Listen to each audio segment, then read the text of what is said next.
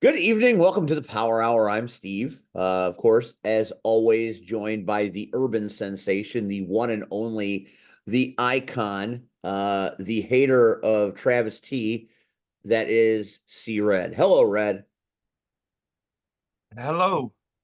A week removed from all of that drama, and everybody's still talking about it. Man. I don't know why. And now Ben is mad at JFW, and there's just a lot of Travis. Travis is a lightning rod for controversy, maybe even more so than me. I'm And starting I, to see that. and I don't know if Nubby's helping him out. I think Nubby's becoming like Travis's assistant, like Igor to his Dr. Frankenstein or Dracula. I don't know. Is that a fair comparison? Yeah. But it's certainly spirited and Travis was angry at Ben. And Ben said, I ain't listening to it. Well, I'm sure Ben's watching this because Ben's got no life and nothing to do. So Ben, man, you and Travis and Turtle have to sit down in a room and we need to give peace a chance up in this up in the world of wrestling, right, Red? We need to have some kumbayas and smoke a pipe or do something, right? You see, I ain't saying nothing. You ain't said, well, you got to say something. Something.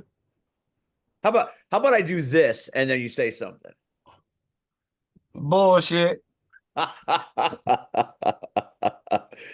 Come on now. It's a Bears loss. Bullshit. Come on. I see Tom Brady retires and now suddenly you're on Baker Mayfield's jock. I don't get it. Again, 51 points. He had 51 points. Well, I suppose that's pretty good. And welcoming now into this program is the one and only the Don't knockout. jump, Cactus. Don't Don't jump. Well, we the tales of Cactus Rack went up and down hills this week, but you lived to tell about it. You survived, I and did. That's where I was contemplating, in the words of Lady Hades, yeeting either myself or Juice over the fence into traffic. and poor This Juice, is right after I saw the second hill. poor Juice, just trying to make you trying to get you out of your comfort zone and make you I strong. actually, at one point, I was like, "Are you trying to form the weapon that will prosper against you?" Well, that's certainly a way of looking at it. Mhm. Tonight, our guests are going to include some members of Knockout Nation. At some point, we will have the GOAT. At some point, we should have Marley Quinn. Maybe a few others. I guess it depends. But it's always great to talk about this. Uh, and we'll save knockout talk for when the rest of them get here, because we got a lot to talk about. I don't have ever remember bouts having to be postponed, but very, very strange, not strange, but very, very interesting reasons. So we'll talk about that a little bit as time goes on. Uh, Real quick, while we're waiting, I had a little thing last Friday called Chicago Style Wrestling. Uh, might have been one of the most entertaining shows I've ever been involved in or been at, to be honest with you. Um, from the minute I got there until the minute I left, there was a strange electricity about everything. It just seemed like everybody was charged. And the matches were, I mean, it was just, there was a lot of violence there on Friday night. When it comes on IWTV, I would recommend watching Maggie Lee versus Shazza McKenzie because they were bleeding buckets in that match. And I think Cactus Rack would have appreciated the effort very much.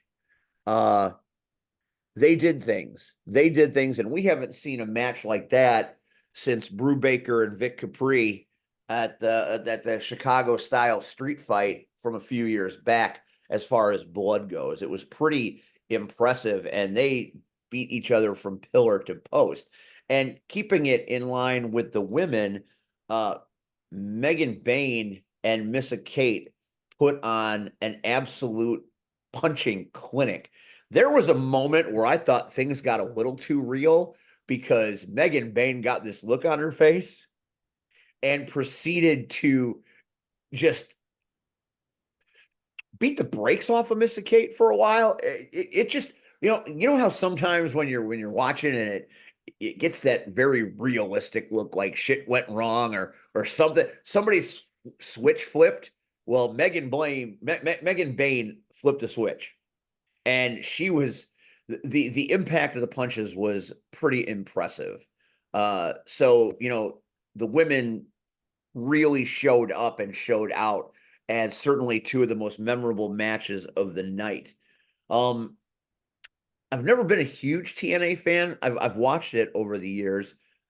I didn't realize how big Moose was until I stood next to Moose. That's a big dude. He's like bigger than Marche. Marche's a Yeah, big dude. that's why they call him Moose. Yeah, he was the Moose, and he and Lycan uh had quite a match. Now, obviously, it ended in shenanigans. You said it was going to end in shenanigans, Red, and we knew that was going to end in shenanigans, and so it did. As did Maggie Lee and Shaza McKenzie, as you predicted. Mm. But one of the coolest parts at the end was Moose said, "You know what?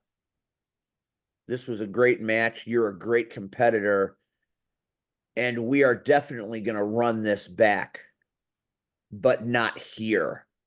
And the crowd lost their shit, which means Lycan going to TNA to fight Moose.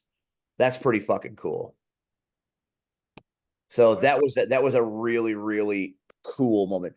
Like I said, the whole show from start to finish, that 7 tag team gauntlet match was out of control from jump.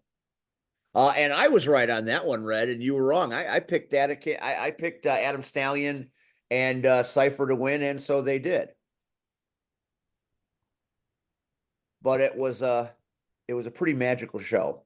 And I Get think to the good part. what's the good part? The debate, sir. The debate. Well, the debate was set up like this. Oh, There were three questions sent over 3 portions of the evening. First question was talk about your opponent's, ability to govern a body like this.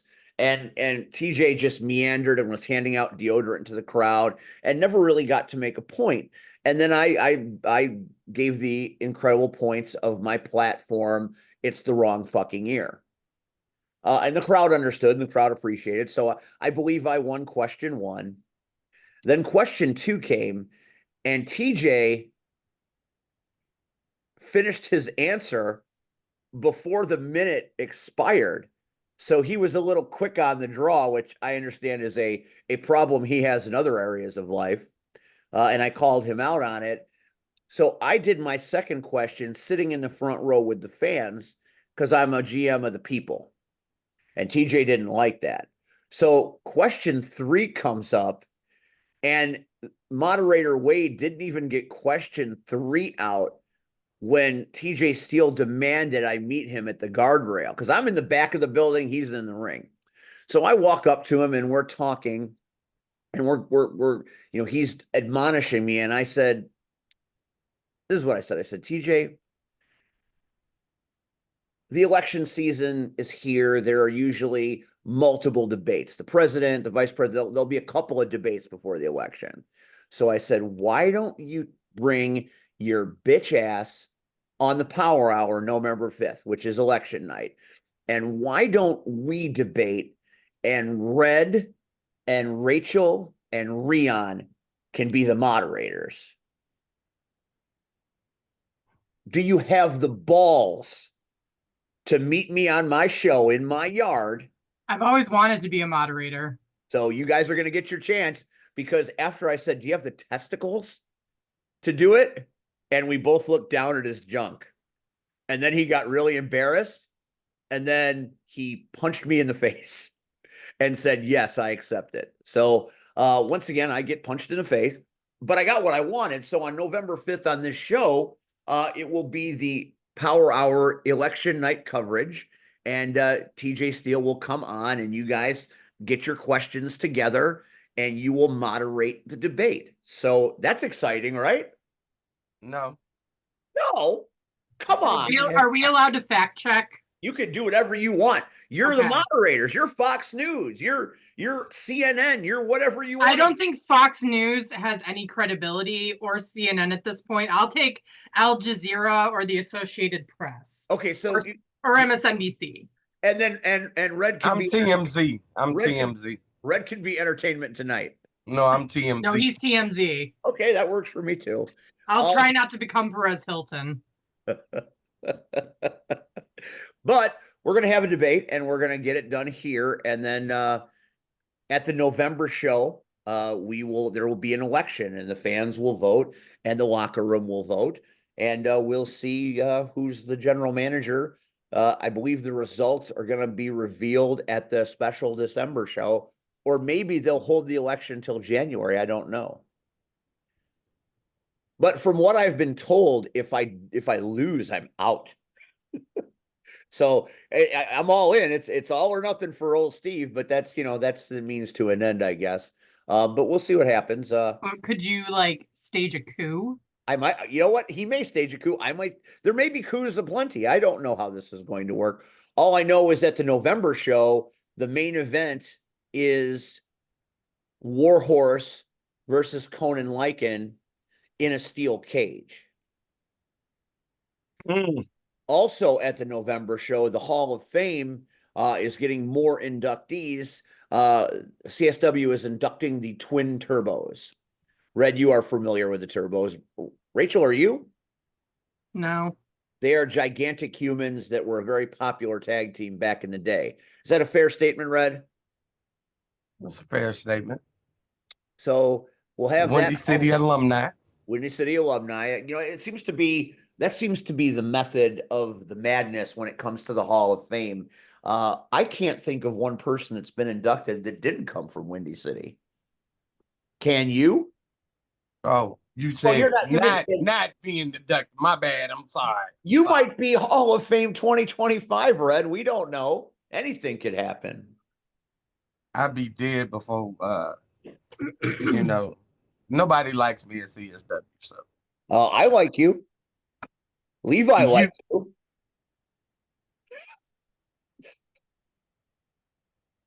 DTA likes you. DTA don't work for CSW.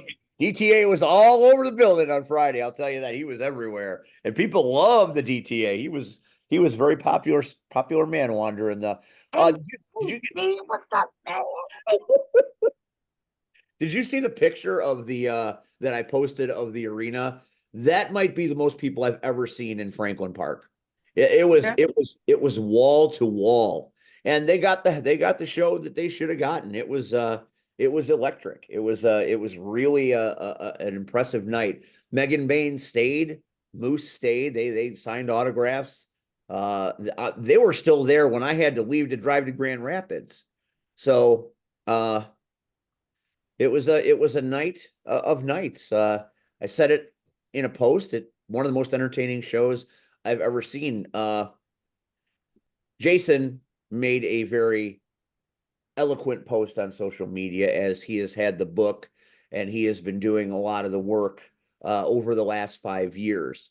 And when he said what he said, it made me think and it made me appreciate the journey. Because I've been there about 5 years as well. When he took over is when I came in to CSW as kind of a full-time thing. I came in to replace Marco Anthony as the GM, and it never really looked back. Look back at 5 years of CSW. It's been quite a role, quite a run. Pandemics, controversy, lots of craziness. But when I first started compared to now, it's like two different companies. What CSW was then at Bishop Guerin in comparison to what it is right now. I would argue that CSW is as good a promotion as any, if not better, in this state. And I'm talking about all of them. I'm talking about AAW, Game Changer, Dreamwave, you name it. I'll put freelance. I'll put CSW's cards and CSW's roster up against anybody's, because I think it's that entertaining and that good. Not certainly not to disparage those. Those are fantastic companies. I would love to work at any and all of them. But CSW has gotten really good, and I think it's just going to get better, because Second City Showdown is the November show, and that's usually the show of the year, and we have no idea what the hell is happening in December. So that is what I have to say about CSW. So how are you all this evening? Doing fine, recovering from my skate. How about you, Red? How you feel? Eh, Eh, Yeah. eh, mm. hmm. So let's as we wait for the GOAT and Marley Quinn and others to join us, let's talk a little bit about the knockouts. Kind of break it down for us, Cactus. Obviously the venue is not usable through the rest of the month of October and into November. Is that correct? That is correct. So our first practice back won't even be, I think, until November 13th. So we know that we still have to have the Rumblers and the Haunters to see who's going to take on the Punishers in the final. So how does that work? So that has been moved to November 16th, which was originally the date set for the championship bout, and the championship bout will now be held December 14th. And how about the minors? How are the minors affected? What are the new date? Are there new minors dates yet? I do know that November 2nd has been moved to December 7th. I'm not sure beyond that. You know what makes me sad? Because I thought those were the dates. It has completely removed me from the knockouts for the rest of the calendar year, which makes me kind of sad, because I was really looking forward to calling that Rumblers Haunters fracas. But both the 16th of November and the 14th of December, I am in Wisconsin, and then on December 7th, it's Rocket Pro in Joliet. So I am that's sad. I'm gonna miss out. FEMA, which is doing great work for the victims of the hurricanes in Florida and the Carolinas and the South. Great work, no matter what the fuck you hear from psychos out there. Say it again. I mean, FEMA's doing great work. They're doing great work for the victims of Hurricane Milton. Yeah, the devastation. A lot of people lost their homes completely, lost family members. There's a lot of bullshit lies going on around about them, and they're lies. They're lies.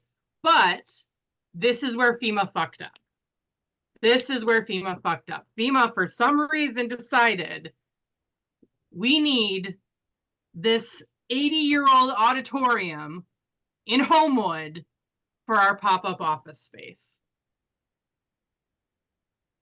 Oh, so I was under the impression that it would be kind of a temporary lodging situation for displaced persons. So this is going to be like a command center, basically, from what I understand, it's going to be something like that. Well, I mean, you know what? If you need it, you need it. Obviously, there are things that take priority over skating and wrestling for sure. And my brother-in-law was right in the path of that thing, and he's a firefighter, and my sister-in-law is a nurse. So their lives have been turned on their ear in dealing with the fallout. I had family that lost everything, so it's. Did you see the pictures of what it did to Tropicana Field? Yes, I did. I don't know how long it's going to take for all of these affected communities to rebuild. I mean, it seemed like it took forever for New Orleans. And I would again like to jump in and say, this hurricane was not created by a machine. This was, say it with me now, Global warming. Global warming. You know, one of my favorite episodes of the $6 Million Man was when a mad scientist stole a weather machine and surrounded his island with a hurricane. So I was kind of thinking Dr. Franklin might have been involved in this a little bit. Simon Do not said. give people any ammunition. I still cannot believe the amount of people that actually believe the hurricanes have been produced, because apparently a hurricane machine is realistic, but global warming and climate change is not. Well, I mean, certainly a weather machine is infinitely more interesting from a science fiction standpoint. Yes, but this isn't science fiction. This is real life, and we have to deal with in real life. If anybody's interested in the Dr. Franklin situation, check out the $6 Million Man Kill Oscar episodes. I believe it's season 4. You won't be sorry. Weather machines are real. Stephen. Sorry. It's not as real as my fear and loathing of Chapel Roan, though. You're gonna have to get over that. At some point. So the Halloween episode is coming up, and since the miners are not bouting on November 2nd, are they still interested in coming on the show? And Of course. okay, so we'll still do that. That'll be fun. Yeah, that will be a lot of fun. We'll have a little Halloween action, and if it goes well and we have a good time and the response is good, then maybe, just maybe, at Harvest Havoc or Christmas Chaos, maybe I will come into Chapel Roan. You will. But I'm not doing the pink pony. No, it was Hot to Go was chosen for you. They chose it for me. I Yes. get to choose? No, why would you get to choose? I mean, what can I? You actually said You the said. Chapel Roan song of your choosing. That is what you said. I kind of feel like Your Love Is My Drug would be the one to use. That's Kesha. Oh, that's right. That's Kesha. Okay, sorry. I get them confused. Same situation. But that's neither here. It really isn't. It really isn't. Do you want to keep going down this road? Does Red have to educate you again? Red, are you going to educate me? I'm just saying, man, learn the songs and the meaning behind the songs. Hey.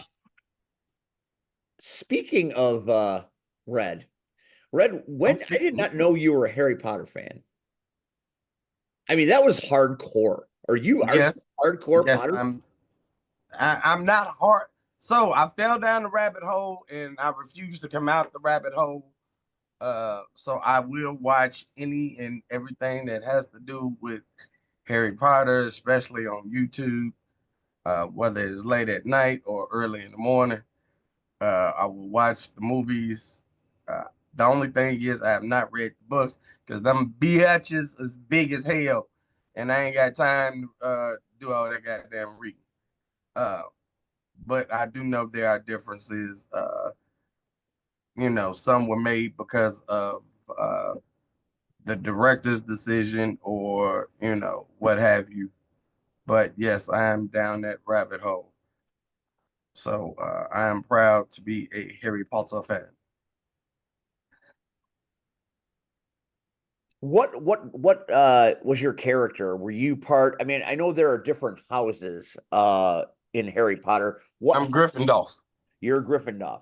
If Cactus was in a house, what would she be? Slytherin. And what would I? You already knew.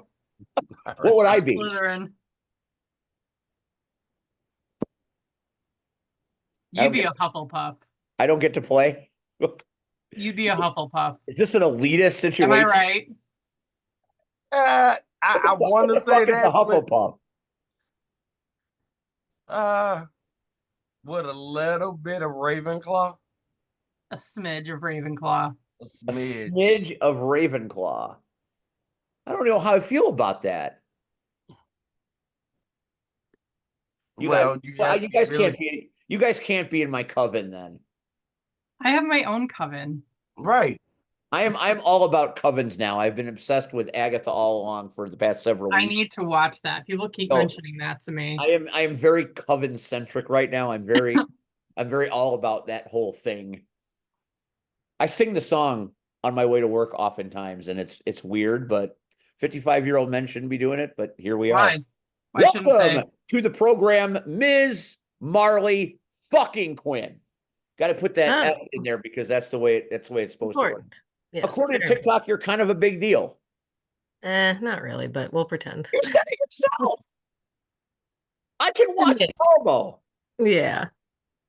I want to know whose body's buried in your yard. I want to know about that. I want to know about who you killed. I don't know what you're talking about. On the down low. It's on the down Mhm. low. So No, we were talking a little bit about the postponement of the bouts that are upcoming due to FEMA. Yeah. As a premier knockout, how do you feel? Cactus kind of gave us her vibe. What does this mean to you, and what are you thinking about it? I mean, it sucks that we, aren't going to be seeing each other and skating for a while, but I mean, it's only a couple weeks. It's a lot less longer than our breaks, blah, blah, blah.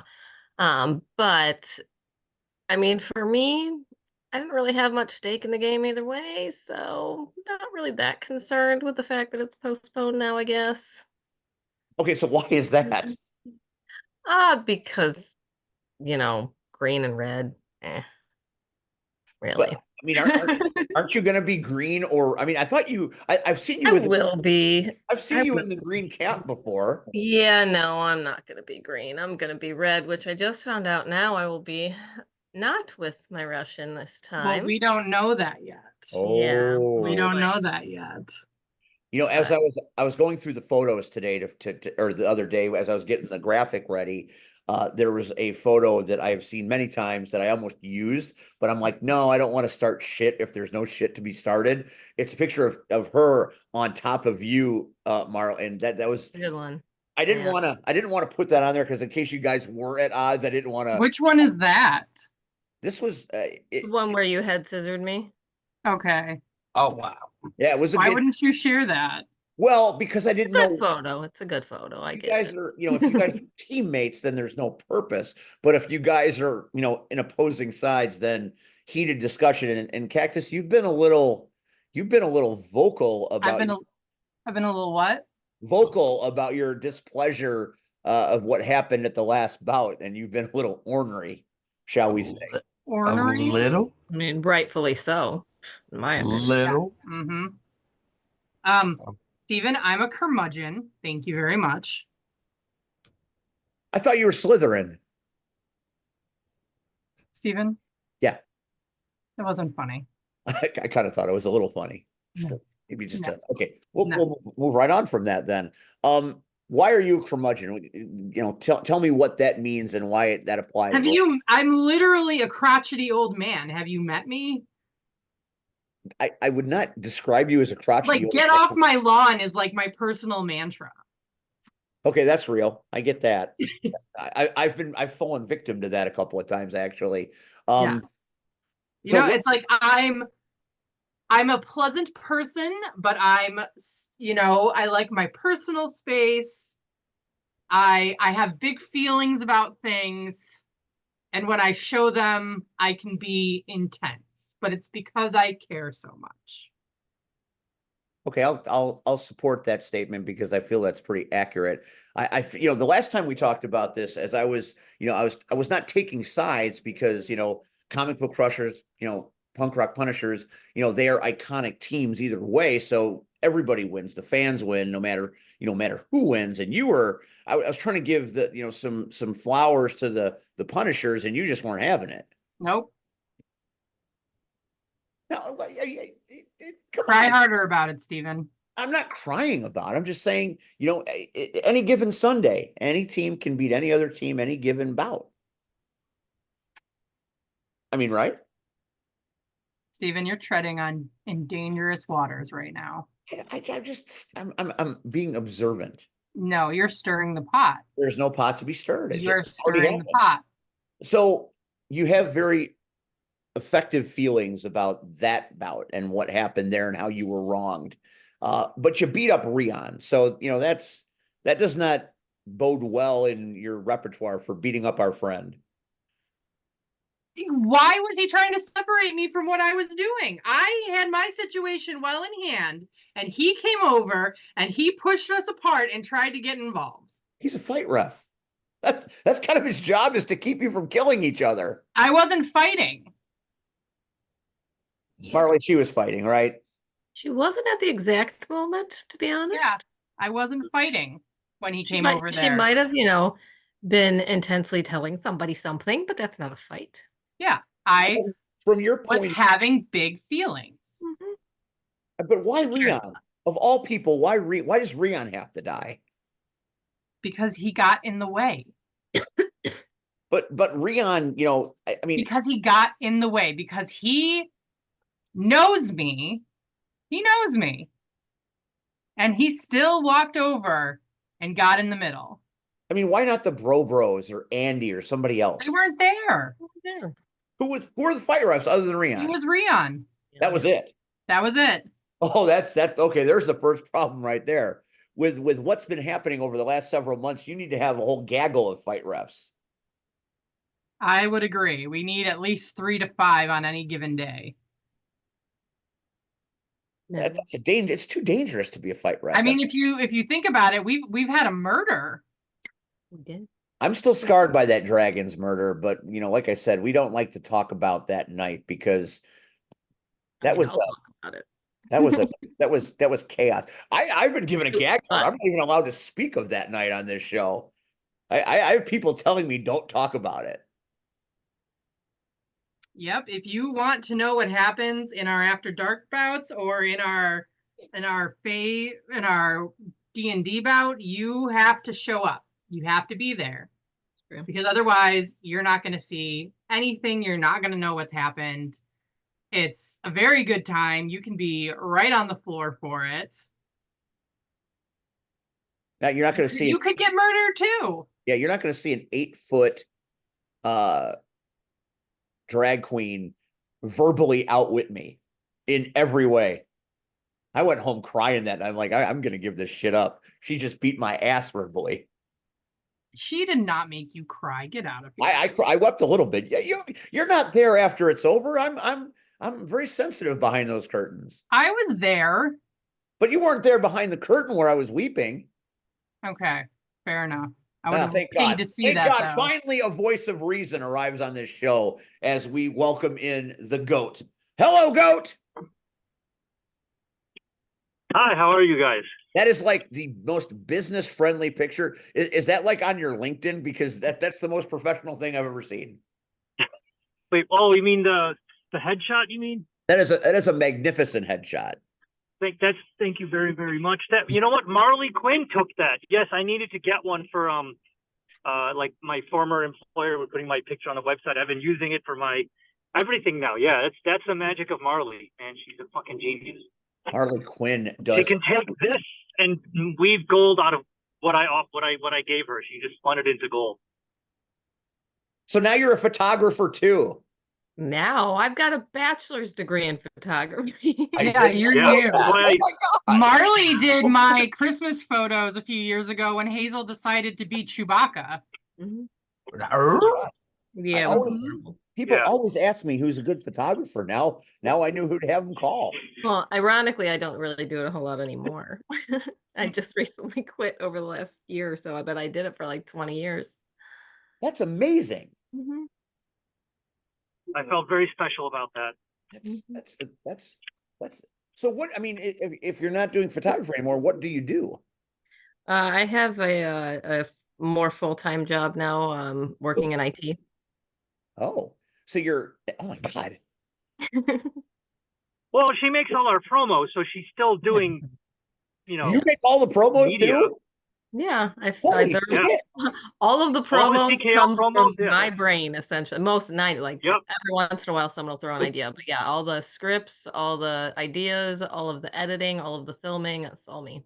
Those promos are top shelf. I live Yeah. for those promos showing up. Thanks. It's all my crazy ideas in my brain. That's a whole now we've got a whole new thing. Cactus, why didn't you tell us all these things? I thought you knew. I thought it was obvious. I'm not I mean, it does Discord-centric. I have a don't get thing all on the every videos. single video, does have a little thing at the bottom that says videoed by Marley Quinn. Yeah. I guess I've never noticed that part of it, but I'm going to look for it now. Have you never come to the filming days? No, I don't think I haven't Yeah. come. I came when the bouts happen. I don't go to the practices. I don't go to the films. I don't go to the Discord. I'm kind of a fringe player. You know what I mean? I mean, you're a fringe player because you choose to be one. So let's be clear about that. I'm not just gonna walk in Oh, and say, hi man. guys, how we doing? Rian Whoa. does. Rian comes to practices. Sometimes strangers off the street come in and do That's that. true. All right, then when it opens back up, we'll come by. I'd really like to see those promos because I think I want to see that in action. I want to see those things get done. Next official film date will be in January. There have to be are there blooper reels. There have to be bloopers. Yeah, there's definitely more than one take most of the time. There are a couple people that are, because that is one thing, like they're all my ideas, but all of the skaters are willing to take my crazy ideas and run with it. And I love them for it. So they're obviously all the subjects. And some can do it very well. There are some, Euro's actually one that's been known to do one take for many of her things. She's on point. She's got a very stiff right hand. I'll tell you that.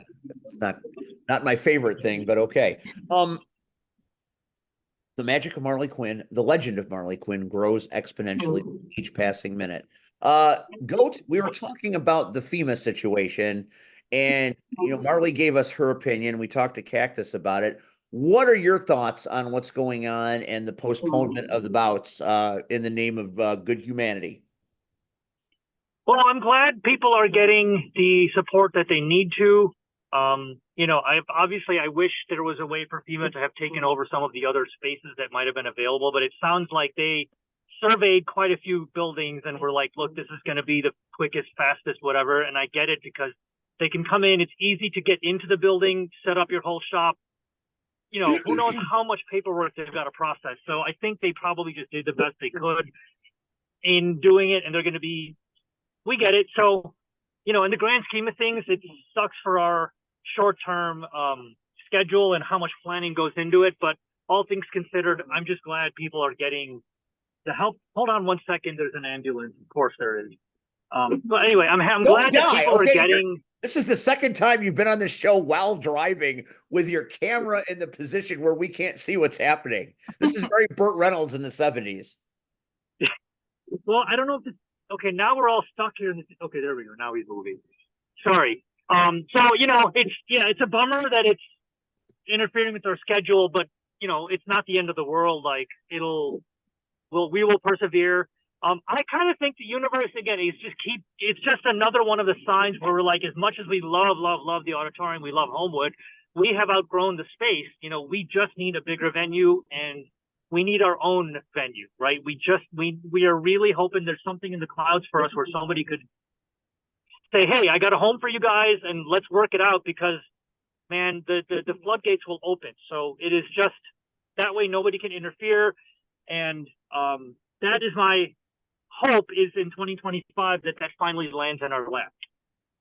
And we would love the space to have the bank track because from what every knockout I have ever talked to says, you ain't seen nothing till you seen Derby on the bank track. Is that a fair statement? Oh, 100%. Dude, I've got practice videos of Marley Quinn almost flying off the track because of how fast she was going. Because we gave her the slingshot move. She like literally almost sails off of it. Like she's so fast. Like it is banana. And what would you do if you flew off the track, Mark? I have.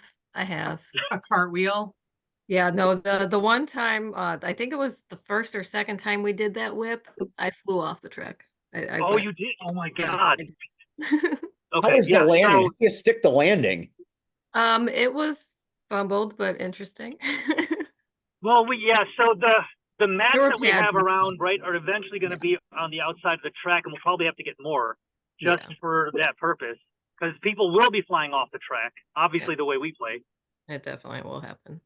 Mm-hmm. So that is but yeah, so my whole thing is just all right, we push forward, and then but it's okay. It's just a little temporary thing. You know, the important thing is people that got hit by these storms are getting the relief that they need. So that's I'm glad that that's being taken care of.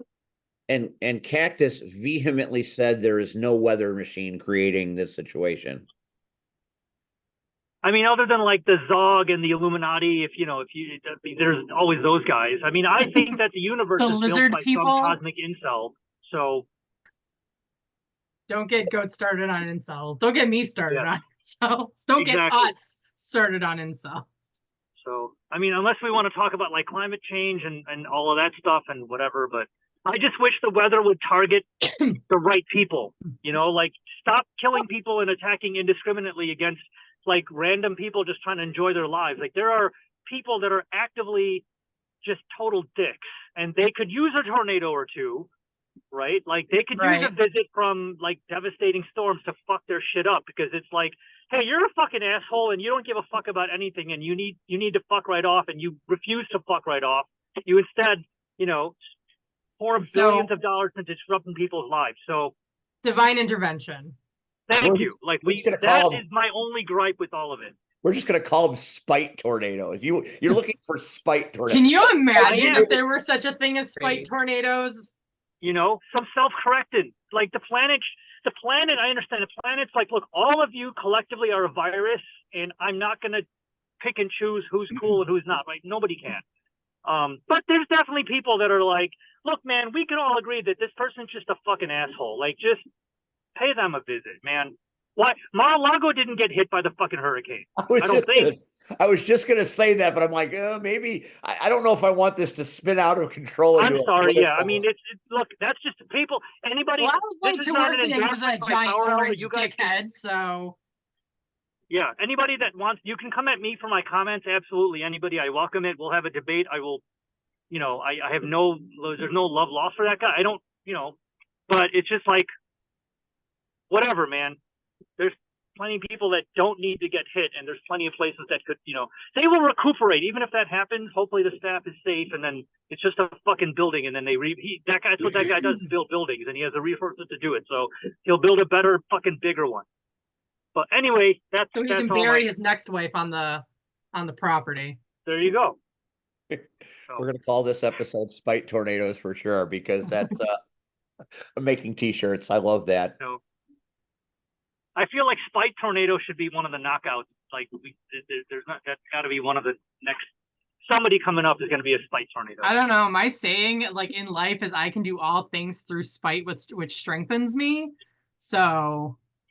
There you go. Maybe you have always been a spite tornado. Cactus, what'd you say, Marley?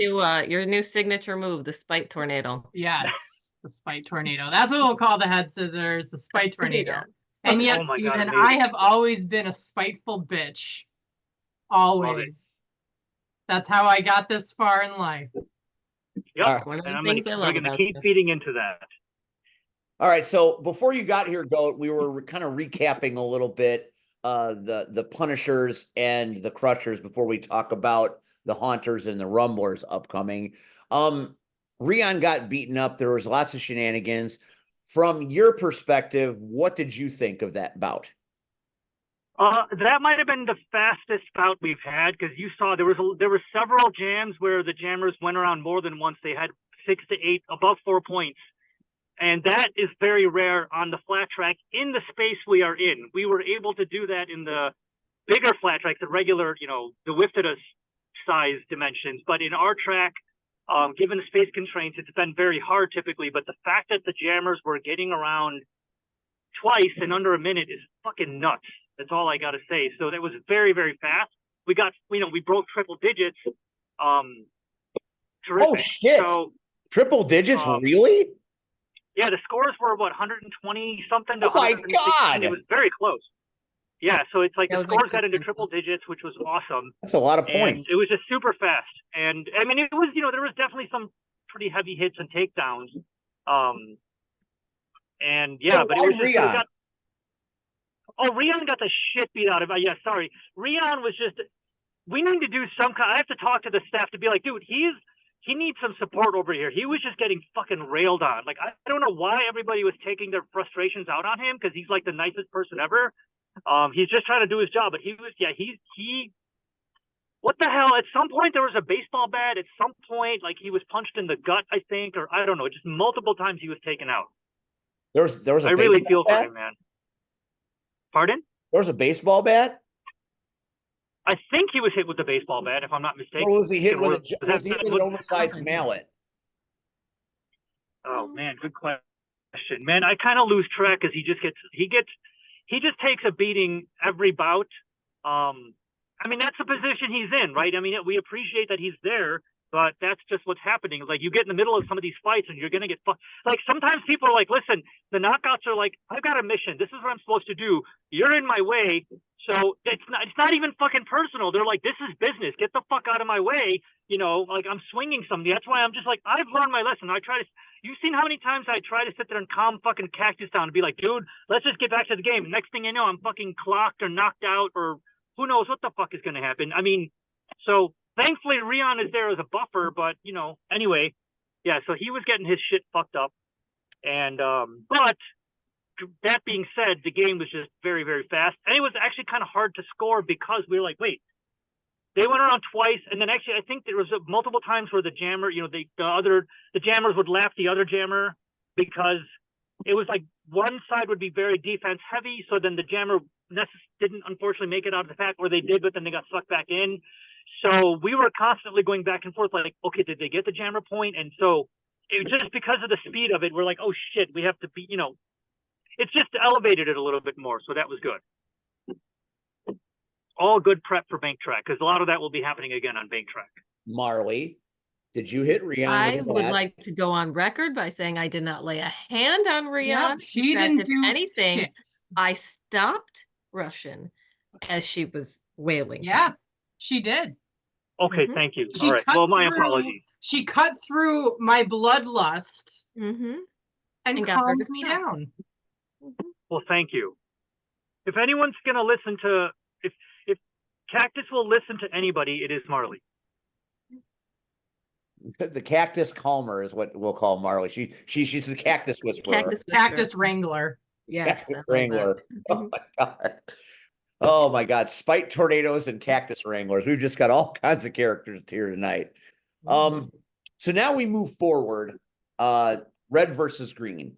The Retro Rumblers and the Horrific Haunters. That's a pretty good rivalry that have had some meaningful bouts over the years. And we're welcoming to the show Jen Tonic here. And she is a notable Rumbler. So this is the perfect time for Jen Tonic to show up and be here. Hello, Jen. Hello, how are you, Steve? I am just fine, thank you. And happy belated birthday. You had a birthday recently.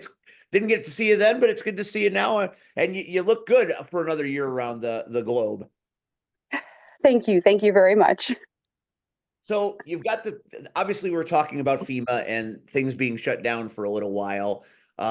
We know why it is. What do you think about that? Oh, you know, it was a bad timing, but you know what? It's for the greater good. Yeah. I mean, that seems to be the general knockout consensus is, you know, obviously it's disappointing that the bouts are put back a few weeks, but it's for the greater good and for the help to the people. So I love the fact that the knockouts as a unified front are like, you know, let's just we'll wait and we'll do it later in the year and it'll be good. So here we are coming up on Retro Rumblers, Horrific Haunters, and since you are notably red, what do you foresee as happening in this semifinal bout when it does happen in November? Well, you know, that really depends because, you know, we had quite a few people, wild cards, who were skating with us this month. And who knows what their availability is going to be next time. So, I mean, the lineup might change. You know, we were having some people skate with us who don't normally do. Invader Zoom was trying to join the Rumblers for this bout, and I don't believe she's going to be able to make it for next month. So that kind of stinks. And who knows who's going to get injured between now and then.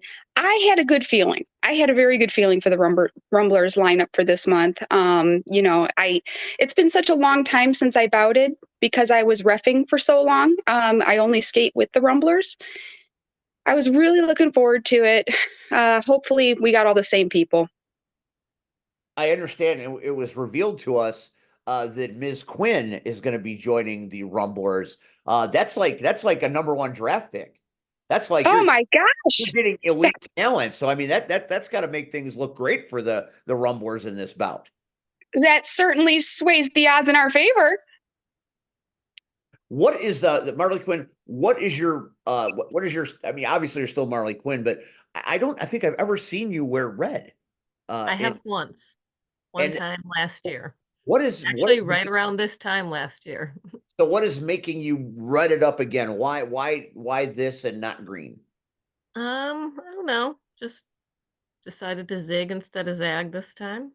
It's because you look so good at our holiday party dressed in red. Yes, that is true. Yes. That's yes. I've been dressing in red a little bit more recently. So yeah. Cactus, what about you at this bout? Are you red or now Marley had indicated that you're going to be on opposite sides. That means you're green. It's up in the air. I don't know. I won't be able to tell you until later this week. What would you prefer? I'm going to be diplomatic here. The Haunters is actually my secondary team. So my teams are blue and green. But I do have a lot of fun on red as Cactus Rack and having my whole butt out in my chaps. So it's it's very up in the air for me. There are pros to each. There aren't really any cons to either. It's just a matter now of where I fit in best. See, Red, you kind of have to support the Rumblers because red is in your name, right? Not necessarily. I just wanted to make sure you were still paying attention. I'm paying attention. The Haunters are the defending champions. Is that correct? Yes. Yes. Yeah, but they haven't won at all this year. So they could. I mean, they could concede. Are they gonna repeat? Could they conceivably win it 2 straight years? Is that? I mean, I think that's comic book crushers territory. I mean, I think since the Rushers are out through no fault of their own, that the next best thing would be the Haunters. But 2 years in a row, agree with that one. They're pushing you in. That's your prerogative. I know, but not so much in agreement there. Yeah. And I sorry to say I don't see it happening. They might have won last year, but they've lost both games this year. So I mean, if they beat the Rumblers, if they beat your team and Jen's team, they would still advance to the finals, whether winless or not, correct? Yeah, we won't talk about that. So there's issues with the rules in general. There's issues with the fact that the Crushers still have the best score out of the whole league, but are not going to the title. So yeah, I would say there's a little bit of a. And I'm going to stress that as much as I can. Statistically, yeah, Crushers are still all time the best goddamn team in the league. Yep.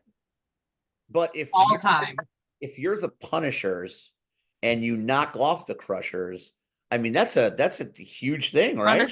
Punishers only won 1 game. One. Or no, actually no. Right now they're tied because they won the 1 game earlier this year and then they beat us. So now they're tied. We're both tied 2-1, right? Yeah. But the Punishers are going to the title game, right? Yeah. So I mean that's statistics huge. don't matter. Hey Steven. Huge. Can you check your messages? Uh-oh. No, I didn't. I didn't realize. Oh, I only get messages when things are going wrong. Oh, hold it, please. Okay. Moving on to the Haunters and the Rumblers. Never to speak of anything else again. I wasn't ready for an abrupt segue like this. I had an intention here, and that has been completely thwarted.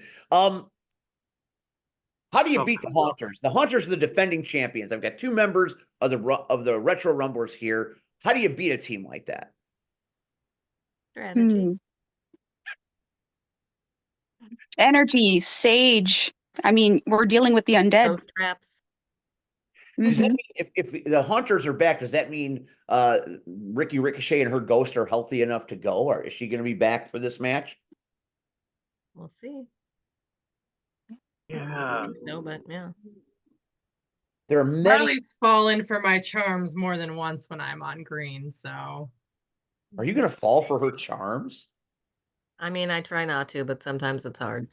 It's the wilds are active, so that's how you that's He how, knows my weaknesses. What can I say? One of the I few do. who do. Jen, do you fall to anybody's wilds in the situation when you're skating? No, not usually. I'm just there to have a good time. Well, hey, I mean that's what should be the bottom line for everybody to a certain extent. You mentioned Invader Zoom. Did I see a picture of her in all green? Was she joining the Haunters? I mean, that was my take from the picture I saw. Well, she had the green the green face paint, and so I believe at the time she was helping out the Crushers. She was our Yes. bench coach. That's but why wasn't she painted blue? Because she Invader was- Zoom is green. Yeah. An alien. Invader Zim. Now that Yeah. now I understand. Now I understand everything. It has been revealed. I'm still Yeah, fucked keep up. up, I'm man. still fucked Like- up from the messages, so I'm gonna need a little help here. Yeah. I had my No, life. I can't. I'm not sure how I feel about it. I can't keep up half the time either. I just know everybody has amazing costumes, and then I usually catch the references. But like for example, Chappelle Ruined. It was such a great. I was like, oh good. But then when I don't follow, anything, so I didn't realize Hot to Go was a Chappelle Roan song until. Am I saying that right?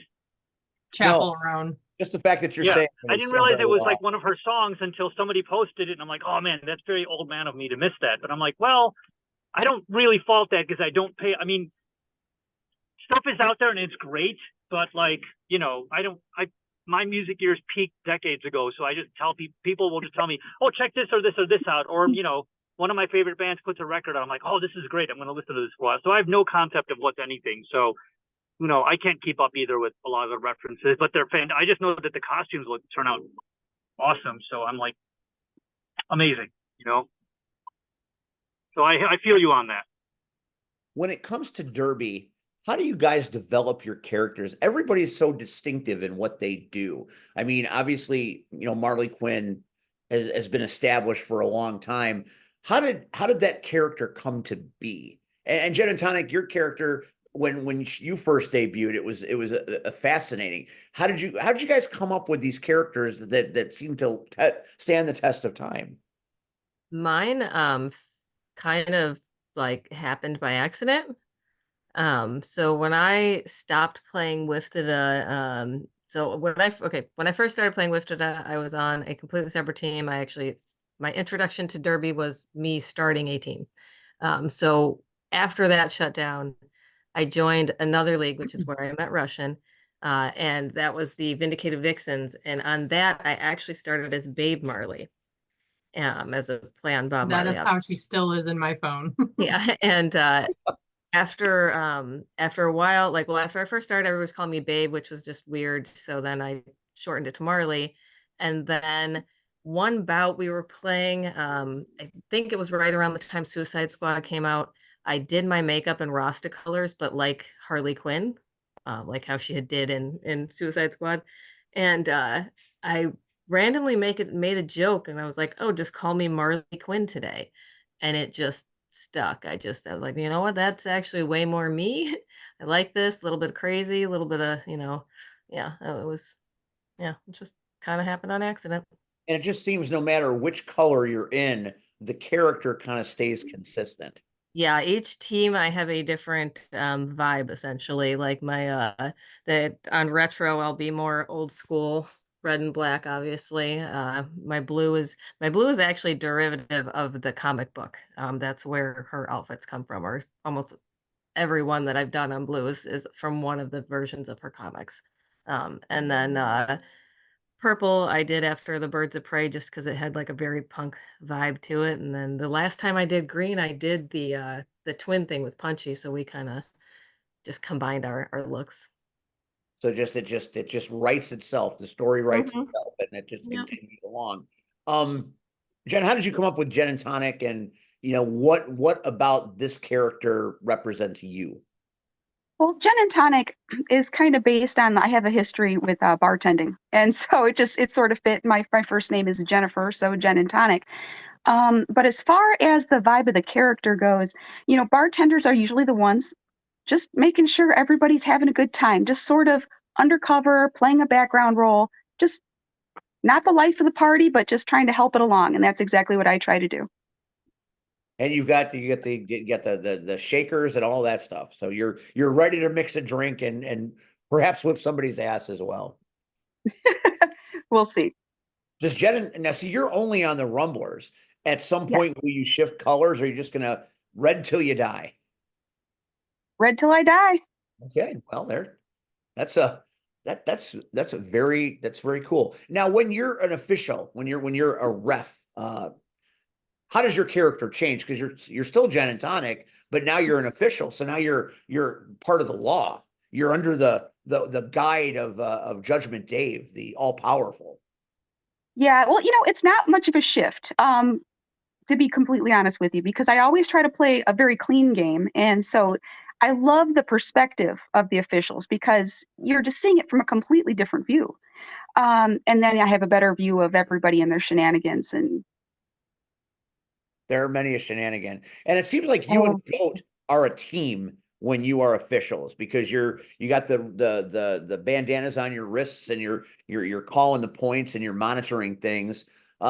Is it because you work so well together that this is established? yeah, Goat and I have a pretty good chemistry as far as jam reffing together. We try to keep an eye on, the entire thing so that we can compare notes at the end. We just get along really well. And for a moment there, Goat was driving and looked like just like Speed Racer from 1967. Well done, Goat. You're a comic book hero now. Thank you. I had my speed racer driving days way behind me. No, there's not. You always get to be Speed Racer if you can. How does now the Goat? You're the Goat. How did that happen? And what does that mean in the span of? Now I know you skate too. So what is the Goat of Menendez? Where are you in the color scheme of Chicago Knockouts? Well, okay. So I'm going to try to keep this short, but there's various aspects to this whole answer. So if on the bank track, Vixen has asked plenty of times if I have any interest in playing. And bank track, yes, I absolutely would like to play when we get the bank track going. I mean, I want to keep the show going, like Jen said, so I will rep and I'll be where I'm needed. But if there's an opportunity to actually bout and play, I will do that on bank track. And in that case, my home team most likely will end up being Haunters because that's my personality. And I've got the green cloak and whatnot. So there's that. Hold on. Oh, here we go. Okay, so this name is a play on the Baphomet, which is known as the Goat of Mendez. But the reason I called it Menendez is because many, many years ago, I came up with this name as some stupid character where it was the Baphomet, but it was with the two Menendez brothers' head instead of the goat head. So somebody made that into a graphic. So I've got a black and white picture of the Menendez brothers' heads with the Baphomet body, all right? And it was just some stupid ass thing because there's some news article about these two kids who killed their parents. And I'm like, okay, well, whatever. Okay, well, now this special is out and you're finding out that it's just like, well, they were actually horribly abused apparently and all of this stuff. So I'm like, well, I didn't mean to. I'm not trying to be fucking disrespectful towards them. So I'm like, should I change the fucking name now because now it's coming back to light and I don't want to seem like I'm trying to, be like insensitive to their plight because I'm not. It's just like, well, this is a thing that you do when you have aliases like with heavy metal, right? Which is what I listen to all the time. It's like, well, the Goat of Mendez is just a pillar of anybody that listens to heavy metal. And then this is just a play on that name. That's part A. Part B is so me, myself, like goats, I have many, many favorite animals, but like goats have been not just with the heavy metal, but they've just been a part of my periphery. Do you remember bulletin board systems, VBSs, back when I'm dating myself here, but decades ago, before internet was internet, you would just dial up to local bulletin boards and exchange messages and things like that. Old school social media before it was internet. Okay, well, I had one, and it was called The Pasture of the Rancid Goat, and I had like dozens of system operators. Everybody had the word goat in their name. So there was like 30 some people trading messages on this bulletin board, all with the name goat somehow in their handle. And this has just been an ongoing thing for many, many years. Like any sort of character I would create would eventually end up having like goat somewhere involved. And then this is the latest iteration of that has stuck, and then the roller skating kind of puts all into one perfect little ball. Until you said it tonight, I did not think about the Menendez brothers. I thought it was some cool reference that was over my head. No, it's completely stupid. It's not stupid. It's part of your character. And obviously the Feast of the Goat. I mean, you're here and now in the lore of Knockouts and Rabbit. You're a pillar. Well, okay, thanks. Yeah, I mean, but yeah, goats are just sort of, I think they're this universally majestic figure. So I'm like, if I can in any way be associated with goats and just the whole aesthetic, it's like that was, I mean, even when I was a kid, that movie Dragnet, when they go into the big seance, when the guy with the giant goat's head mask. I mean, as a kid, I was like, that's fucking awesome. Like, I need to be that dude. Like, that is the fucking greatest costume ever. So whatever reason, it's just been like, hey, I need to have some association with this majestic creature, and I'm going to try to. And then there's those YouTube videos. So I remember seeing one of like this farm with a bunch of baby goats, and there's a little black one that was running around like fucking nuts and like jumping on his brothers and sisters and knocking them over. And I'm like, oh, that's me. Like, that's just me as an animal. Like, that's exactly like my friends were like, oh yeah. I'm like, yes. So, there's just something cosmic about that shit. I can't believe you made a reference to the film Dragnet. I thought I was the only human being still alive that saw that film. Yeah, no, again, there's, I do love the sort of generational longevity that we do have with some of our folks associated with this, because we're all like kids at heart, but we're all like, oh yeah, we're like deep into Gen X now. Like, we're like we're old. And so sometimes not everybody catches these references. So I very much appreciate that there are people in this group that will catch these references. I'm like, oh, thank you. Somebody else knows. I'm not, it's like, I'm not like the most hip person, but I could full on sing City of Crime right now if I needed to. Please don't. Okay, thank you. That's how deep down the rabbit hole I could go with Dragnet. Please don't. Amazing. Red, you don't even know what I'm talking about. Okay. There's fucking All right, no then, that boy. man. All right, so we're getting close to the end of the calendar year. Obviously, it's going to be a little jammed up, no pun intended, with bouts happening back to back, and then you've got to find the minors bout in the middle. So there's a lot of activity once the auditorium is opened up again. I mean, I'll just ask for you all to answer the question. How do you get yourself ready to do so many consecutive things? Now, I know, we'll go month to month, but it seems like there's a lot on top of each other happening right at the end of the year, when usually it's November and done. Does this change in scheduling affect the quality of the skating, or is it going to make it even no, not at all, because you're No. not at all? If you stay ready, you don't have to get ready. Yep. Yeah. We're always ready. Cactus, are you ready? Of course I'm ready. Because it looks like you're going to jump off that Always bridge. ready. Well, that's because I went trail skating with Juice. I wanted to yeet myself into traffic, okay? Mm-hmm. But, like, I know not everyone has as much experience as Marley and myself have, but I have 9 years of experience. Marley has, like, that and then some. And, like I said, when you stay ready, you don't have to get ready. There's muscle memory there. There's, years of doing the same drills over and over and over. There's cross training. There's working out outside of this. This is not a sport that really has an off season. So you have to always be in the shape that you need to be in for a bout. And obviously our newcomers and the newer skaters are all very stable and are all doing very well. And there is no, like there's no fear about putting them into another bout. One after, not, one after the other, as you said. It's, like, I can't even, when you stay ready, you don't have to get ready. We do drills every week. We do scrimmages every week. We trade team members every week. We work with other people every week. So you're not gonna catch us lacking. Yeah, not only that, like like Russian said, we don't really have a break. I mean, we've got a couple weeks here and there, but we are throughout the year we play our sport. But a lot of us also are on our skates outside of practice all the time.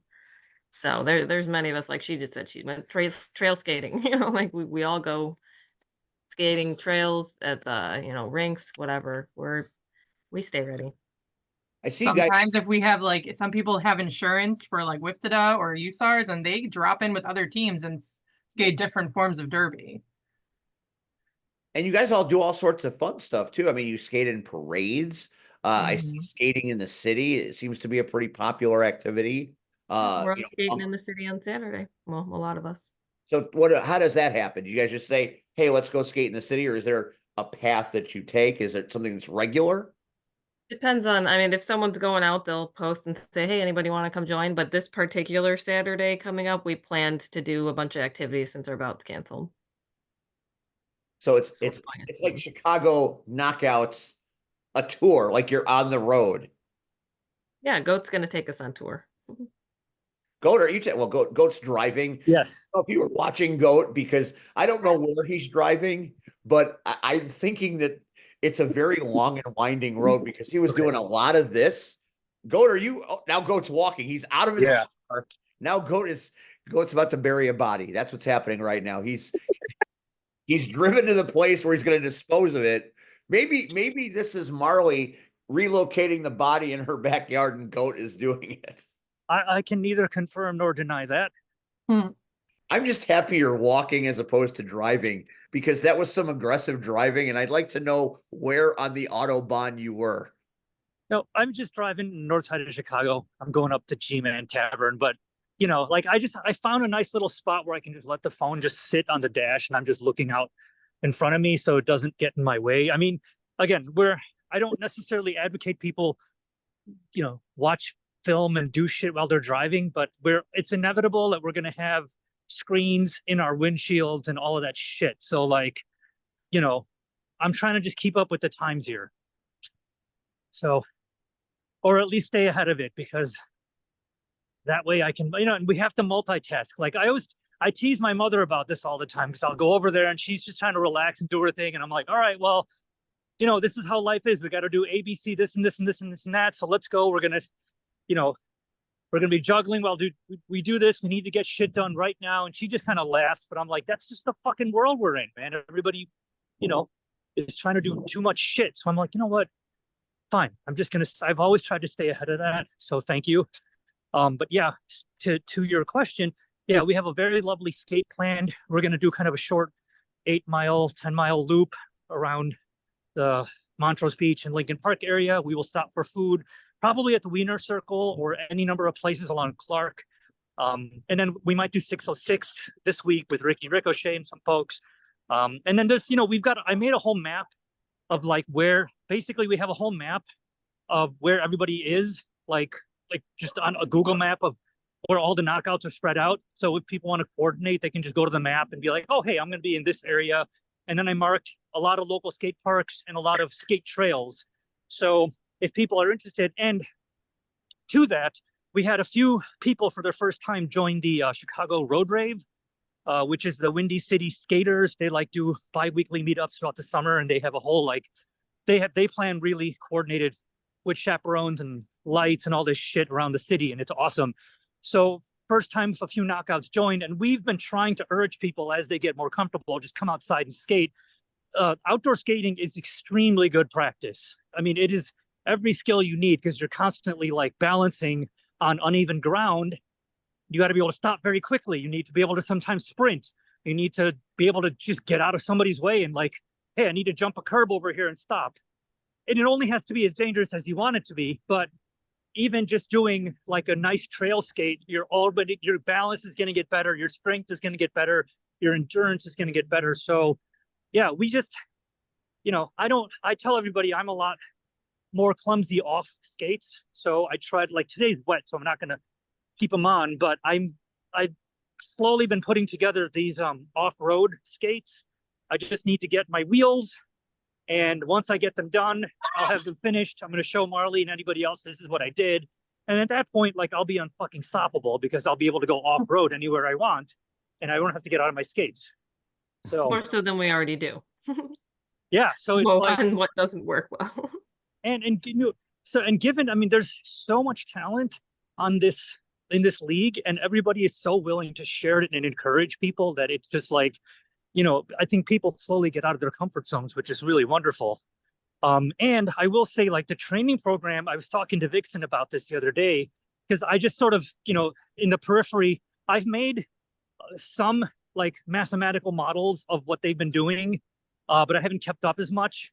But the way that they've got the incoming people and the way they've structured it for the more experienced skaters, like, it is such a terrific program that is tiered in multiple different ways that you're constantly reinforcing basic skills, and there's a pathway for people to just, get to a new level, engage themselves, and just stay engaged, so they don't feel like, hey, if I'm not skating like Cactus or Marley Quinn or whomever, then I must suck ass and I have to give it up. It's like, no, like, everybody develops their own style, and everybody started doing nothing, so we always remind each other, like, we all started off at this place. Here's things you can do. So that's what's, I think, really wonderful, is everybody just stays active just kind of naturally. And then, when bout day comes up, it's like, again, we've grown out of the space. I really, really, really fucking cannot wait for us to get into a bigger spot so that you can really see everybody push everything even further. I don't know if I can handle Marley Quinn being faster than she is now. I don't even know what that looks like. I mean, that's how you go back in time. There are flux capacitors involved. Maybe. There's a lot there. Yeah, I've been practicing on my skates, and you know what I've gotten really good at doing? Falling hard. That's Falling what is how you learn. Yes, That's important. falling means you're learning. First tip I give everyone that I teach when I do my lessons: wear your skates around your house. Put them on right now. The biggest thing that's stopping everybody from learning is the fact you got this giant weird thing on your foot that's really heavy that you're not used to. Think of toddlers when they put on shoes for the first time after they've learned to walk. They don't know how to walk anymore. Same thing. Wear them all the time. I'll tell you what, though, my son gets a kick out of it. Me trying to, because I usually work in the basement, which is, dark and flat, and when I fall, people don't hear my screams. But he really enjoys the epic falling. I try to tell him I fall with style, but that's not actually true. It's kind of like Eddie Murphy used to describe his aunt falling down the stairs in his comedy bits. That's very much what I've got going on there. I am Aunt Bunny on roller skates, is what I am. Check your Google machine for that little tidbit. So I don't think what I'll did be you getting say? on there. Now? What'd you say? Go down the stairs. I am Aunt Bunny on roller skates, and it takes me a half hour to fall down the stairs. But check out Eddie Murphy Delirious, and you'll get the joke. If Okay. call it a joke. Yeah.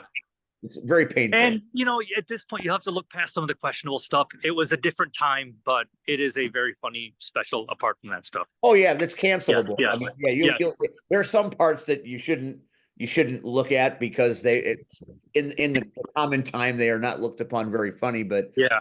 this was the 80s. It was a shit show in the 80s. We had Yes, no it was. idea. Don Johnson was cool in the 80s, so that was that should tell you all you need to know about things. Hey, get off Miami Vice. Get on Miami. We love the Miami Vice, yeah. We need to bring that back. There's nothing wrong with the aesthetic of 80s shows whatsoever.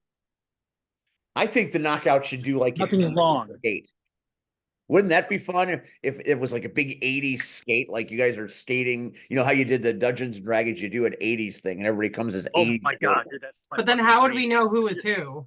Yes. I don't know. I just think it would be Maybe fun. we need to do like 80s versus 90s or something. Oh my God. Oh, Yeah. see, that's a $1 million idea right there. Designing women versus the Golden Girls. Oh my God. That's fucking Yeah. okay. I There we wouldn't go. know which one to choose. Dude, that's I know, so right? good. All right, we're making notes of this. I'm Forgive me. I got to run into my event here, so I'm going to cut out. But All I right. wanted to thank you for goodbye, having me. Goat. Thank you for your time. We'll catch you down the road. All right, thanks, you guys. I got carried away. I didn't realize Goat. we were Bye, killing it Goat. at the time. You've been on way longer than I appreciate you staying on. I lost all track of time. It was because Cactus was hating on me privately, and I was worried and sweating and stuff. Like you've ever worried about me hating on you. I worry about you hating on me. I do.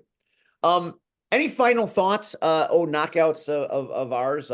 We appreciate you always coming on this show, and we're so sad. As I was telling them earlier, because of the way the bouts have shifted, I'm done with the knockouts for the year. I don't get to do another bout with you guys, so I'm kind of sad. I'm melancholy about it. I feel very like I'm missing out on this great action because I'm doing things elsewhere. But the vibe I get, a day doesn't go by where somebody doesn't message me on social media and ask me about it. Hey, what do you know about this? Why are you always sharing? Why are you always talking? And then I Well, yeah, why are you always talking? Mm. I am promoting, I am sharing the joy that is the knockouts. I believe in it. So I try to put it out there as hard as I can, as I do with everything I believe in. I had one person say, how long does it last and does it get boring? And I said, well, I mean, if you think a car crash is boring, I mean, I would think you should check your priorities. A train wreck that's on fire. Yeah, dumpsters flying through the river. It's crazy stuff. But I have to ask you guys to take it easy on Rion. Rion just had this big bout on Saturday, not a bout. He had a wrestling match on Saturday, and he doesn't need to get his ass whipped anymore. Okay. Well, that went over like a skunk in the air conditioner. That's fantastic. Who are you talking to? I'm talking to just everybody that beats up on poor Rion. I mean, that's what I mean. Like, look at who you're talking to. This is what we do. This is what we're in the business of. I don't believe Jen has ever beaten Rion up. Are you planning to beat Rion up? I have never raised a hand to Rion yet. Yeah. When you see me, you have to know that the phrase "to a hammer, everything looks like a nail." I'm the hammer. Oh God, here we go. And you know it. You know it. Everybody knows it. I mean, to Russian's point, I can't say I've ever purposefully or maliciously gone after Rion, but if somebody's in my way when I'm in the middle of doing something, sorry. I've beaten up Marley. Levitated him. You and Boss had him off the air. That's because Juice, we were trying to get Juice. Juice ran behind him and pushed him into us. And that's why he was the one that ended up taking the tumble. That's a picture that will last forever. Is Rion off his feet midair as you guys are whipping his ass? That is some hardcore shit. That's fair. You know what I'm miffed about? There are no photos of me whooping his ass. Like, Yeah. Greg just decided not to do photos for that entire portion. We've seen Marley beat up many people over. I think of all the people between you and Cactus, you guys spend more time in the sin bin than anybody I've ever seen. If you're not there 2 to 3 times, I actually don't go in there that often. Believe it or not, I'm a pretty clean player. Yeah, last bout. Where? Normally I'm not too bad, but last bout I was bad. I don't see Jen beating up people. Is there somebody out there you'd like to beat up? No, that's not my style. Not at all. You don't want to be. There's nobody who's just like, God, I want to beat that ass. Just you, Steve. What now? Yeah. Just me. Fantastic. Everybody wants to Just beat. you. That's just me. I appreciate that. I do actually a little bit. Gals, thank you so much for taking time out of your schedules. Jen, I know you've been crazy busy all day, and Marley, you just kind of said, I'll do it like you always do. You're like the most you're one of the most easy people to get on this show. And then I didn't even know Jen was going to be here. And that's a compliment, no matter how he phrased it. It wasn't. Well, so the funny thing is, I think we all know it's only because of Russian. Really. Well, that's fair. I mean, yeah, that makes that. Because I mean, sorry, Steve, love you, but if you weren't here, I probably wouldn't. Or if she wasn't here, I probably wouldn't be. I got you. I'm so Well, you know, charming. I'll enjoy the fact that Russian's here, and then we get to have you once in a while. So if that's what it takes, mwah, I'm good with it. I'm okay. Ladies, thank you so much tonight. We will miss you in November. We see that the refunds have been processed, but I'm sure everybody's going to buy tickets again when the knockouts come back, because it really is the most entertaining thing happening in Homewood right now, and it's not even close. So thank you so much for your time, your talent, and be nice to Rion. No problem. Or you just Thank might you. get a spite tornado. All right. There they go. All right. I'm also skedaddling because my child has requested me. Everybody is skedaddling. Cactus, it's obviously, you know, that it's you they come to see. So congratulations. Who? The You. knockouts? Yeah, the knockouts come for you. Yeah, Steve, you got to be a little more charming, just like me. Red is charming. I'm charming. You can do it. There's a lot of charm. There's a lot Yeah, of charm. I am charismatic as fuck. You are I am. charismatic as fuck. Yep. I'm still All calling right. the episode Spite Tornado. Okay, good. I'm gonna go dye my kid's hair. All right, go dye her hair. All and right. make sure you tell her from me the chaperone still sucks. No, because that's a lie. Good night, Red. Love you. Good night. Love you too. Good night, Steven. Good night. Red. And then there was us once again. Back to the OGs, back to the old school. How we started the show today. That's how we started the show. I know that you I appreciate the fact that you stick around and you listen and you engage as much as you can, because you know you the roller derby is not something you've actually come out to yet, but I imagine at some point you will. I'd like to get you on commentary. I'd like us to do commentary together at the knockouts, because I think that would be funny. Hell no. All right. Couple of things before we wrap this package tonight. Thanks to the knockouts for taking time out of their busy schedules to talk about FEMA and their rivalries and all the things that they do. This Friday night, we got NWA Chicago, Red, and we got to talk about that a little bit. Your boys, there are a couple of people talking shit about your boys, and I want to know how you feel about it. Chris Miller and Moondog Greg Murray are crowing that they are gonna, retire the old guard. Marche and Jazz, the Soul Touches, as they are. Well, they're not listed as the Soul Touchers on the flyer. It's just Jazz and Marche Rocket, but we all know what they are. Even though Trauma's not there, even though Willie's not there, even though you're not in the picture, they're still the Touches, right? Once a toucher, always a toucher. And then you got Murray and Miller. Now, obviously, Moondog Murray is a fine athlete, a gifted wrestler, and Chris Miller is a bruiser, and he's been doing it a long time, and he's talented too. I don't know if there's a multiverse that Miller and Moondog can get this done. You remember Endgame, and remember Stark looked over and asked Strange, remember out of all of those predictions you said there was one, is there this one? There is one, if we can use that synopsis. There's one universe in which Miller and Moondog, is that because Marche and Jazz are held up at the airport? Basically,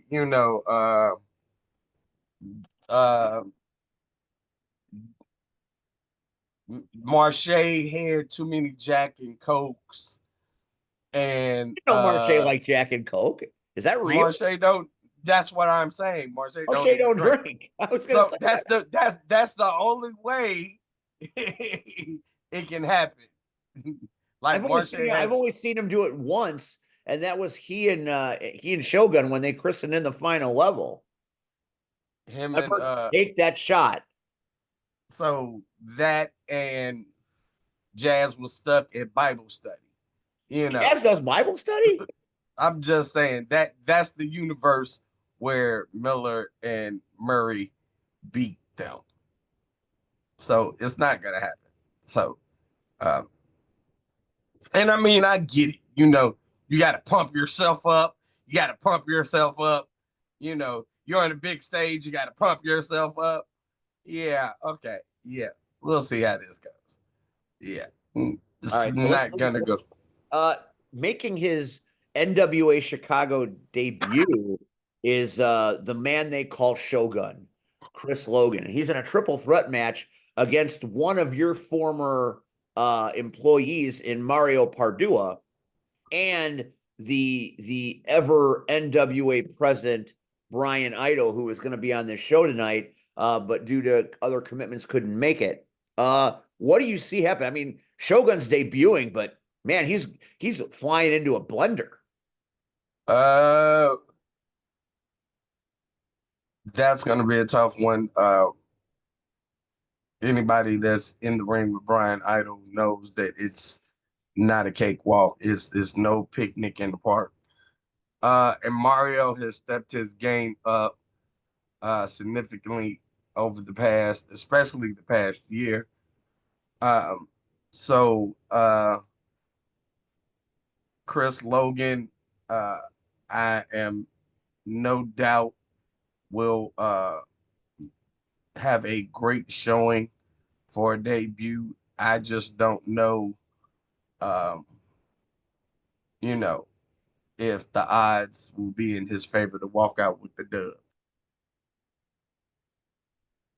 I mean, Brian Idol is one of those superstars that he is NWA. He is one of the premier talents in that company. He's one of the banner holders. How does he get what does he have to do to beat someone? Because I don't think he's ever fought someone. I mean, he's fought plenty of great people, don't get me wrong, but Shogun is something different. How does Brian Idol attack someone like Shogun when they're in the ring together? You mean if it's one-on-one, or well, it's I gonna mean, at some point at some point it's gonna happen. It's gonna be Shogun versus Idol, and I can't wait to see that. I just want to know what you think. Idol has to prepare himself to be hit hard.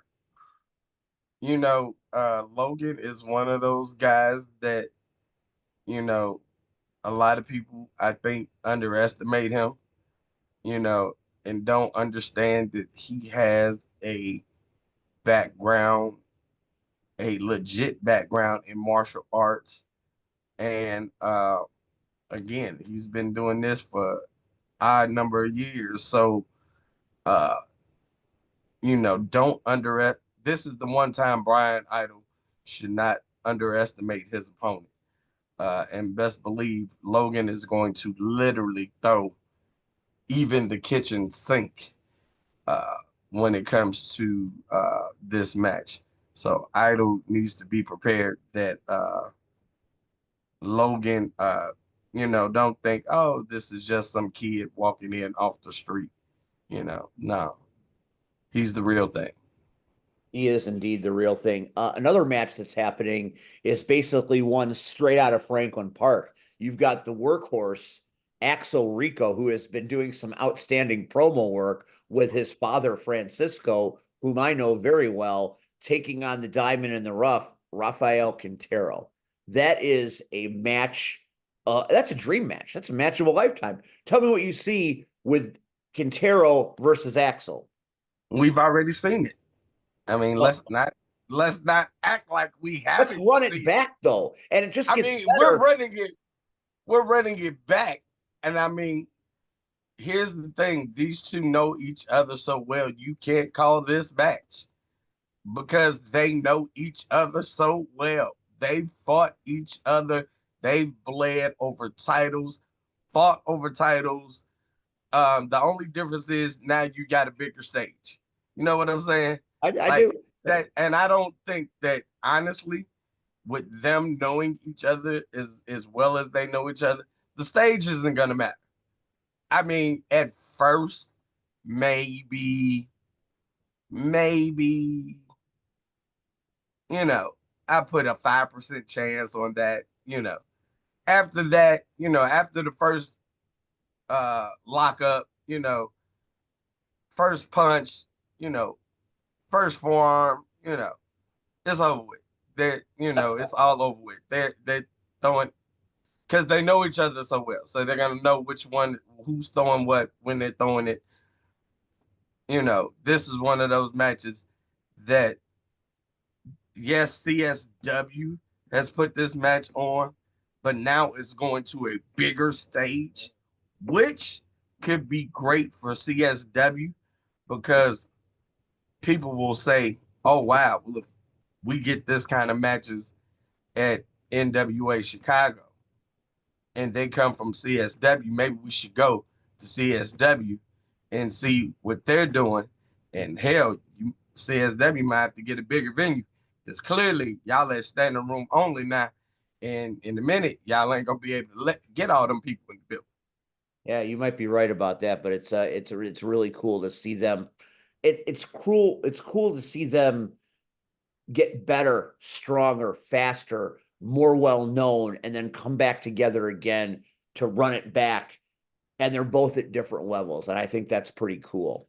A match that people will be interested in is, you know, kind of I mean, I guess you'd call it maybe a little bit of a teacher versus student. But I don't know who you cheer for and who you boo here because you've got Highland Park's own Charlie Adams taking on the B to the O to the Z. Where do you see that match go? Because that's the tale of two baby faces right there. Those are hard matches. Yeah, but so I saw Boz's promo. And the one thing that We need he to get did Boz say away right, from that. We need to get Boz a better phone. Boz is like rocking an iPhone 5 right now. We need to get him. We need to get him something new because he looked like he was underwater in that one. like what? No, but he hit the head on the nail when he said Charlie's the frat boy. And yeah, Boz talk Charlie. Okay, we get that. But Charlie is gonna have his frat brothers there, his family there, you know, his classmates. Like there are gonna be a ton of people. So think about it when I was there and I saw people with Charlie, right? Yeah. There was a whole section of people for Charlie. Yeah. So, and that was a tag match. Yeah. This is a singles. And I'm sure Charlie has been around campus and has plugged his face all over every bulletin board imaginable. You know, and it's so cliche, you know, I taught you everything that you know, but I didn't teach you everything that I know. Brother. You know, I was shocked that he didn't kiss the bicep and walk off. That's normally what he does. But you know, it's hard to root against Boz, but in NWA Chicago, Charlie is the man. So, you know, I'm see Red picking against the Boz. I never thought I'd see the day. Here we are. Another match that's going to be very exciting is right now Lily La Pescadita Ruiz is on fire. She is one of the most popular wrestlers in the area. NWA loves her. She went to NWA 76. She has flourished at CSW. She is one of the most popular performers there. She's been in IPW. She's everywhere. She's been all over the area. She's been north. She's been south, east, and west. She's a primetime player now. She's developed camaraderies with people like Tiffany Nieves, and you know, she's running in big circles right now, and someone is coming to NWA that we haven't seen in a minute as Shelly the Bombshell Benson returns to Chicago to take on Lily LaPescadita. And a few months ago, we said goodbye to Shelly at CSW as she went to Florida, but now she is coming back up to be part of NWA Chicago. And Lily and Shelly know each other very well. So I'm very interested to see what transpires with that match. That should be pretty electrifying. Shelly was a great champion at CSW, but Lily is on the roll and on the rise. So I don't know who wins that match, but I'm sure interested to see it. Well, I'm gonna take Lily, just because she is it right now. She is the it thing right now, and she is proven. Even tonight, as we were filming, she was on NWA TV. So Lily. She's tough. They're both tough. Something's got to give.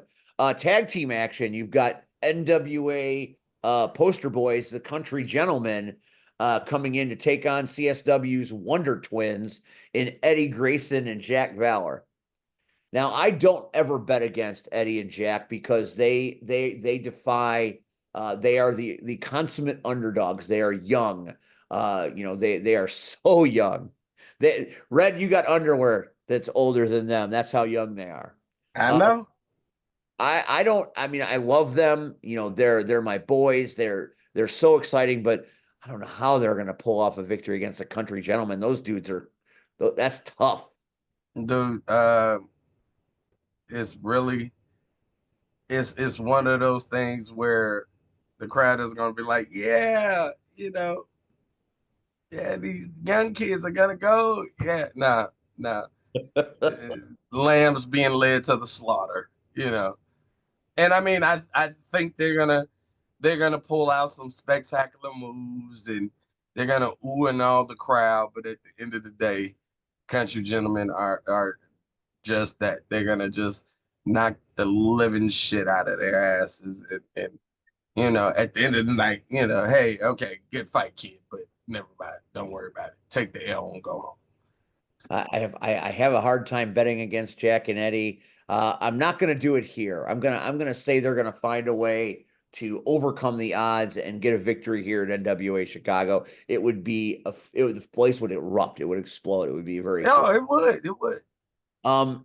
Another thing that's happening is our good friend Daisy Kill, or maybe not our good friend, but the guy is having a Chicago Battle Royal Invitational, where he has opened up NWA Chicago to a myriad of local talent. Now, I don't know everybody that's in it, but I do know one young man that's in it that we both know very well. Southland Championship Wrestling's heavyweight champion, James Creed, is talking about being at NWA Chicago and participating in this match.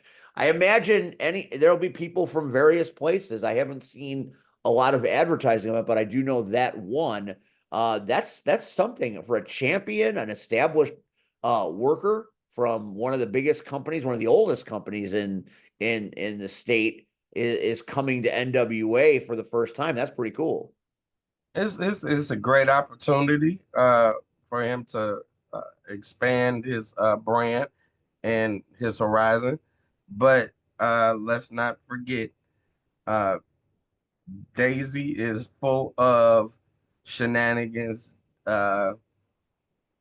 Daisy is coming off of losing tag team titles, so he has a huge chip on his shoulder.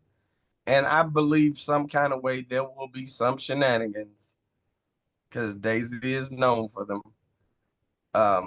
And he loves the shenanigans, that's for sure. And I can see at the end of the night, since it's his invitational, I can see him, sliding out the bottom rope, laying on the floor as everybody else is being tossed over and everything else. And even possibly James Creed is standing there at the end of the night thinking he's won.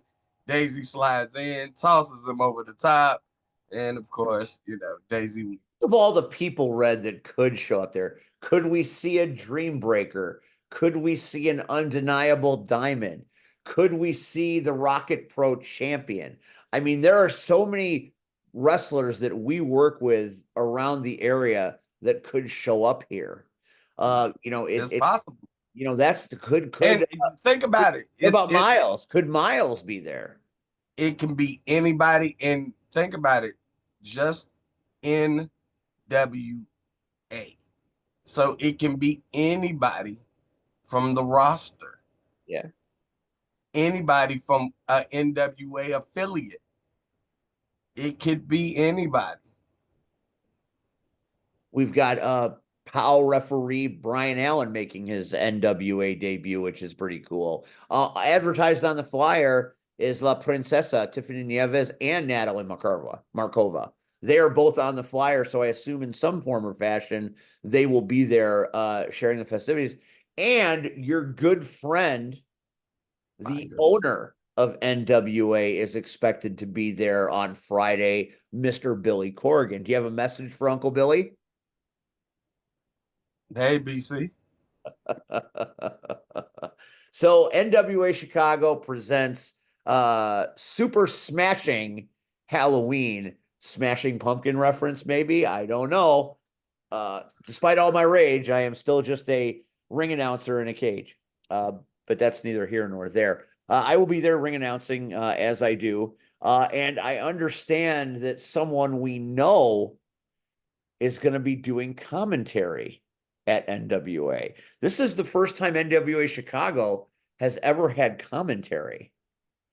And it was announced that Rocket Pro Wrestling general manager Damian Saint will be on the commentary team for NWA Chicago Super Smashing Halloween. How about them apples, Will?